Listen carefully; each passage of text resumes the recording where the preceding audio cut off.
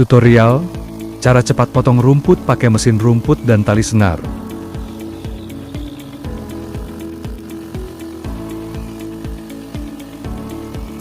Kelebihan dari potong rumput pakai tali senar.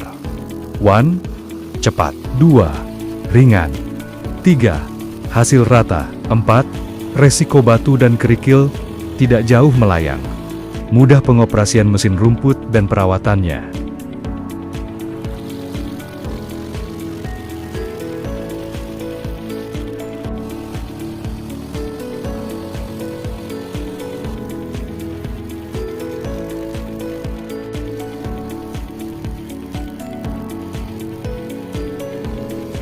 Terima kasih sudah menonton video ini, semoga mendapatkan edukasi seputar potong rumput. Salam, AA Unang Channel.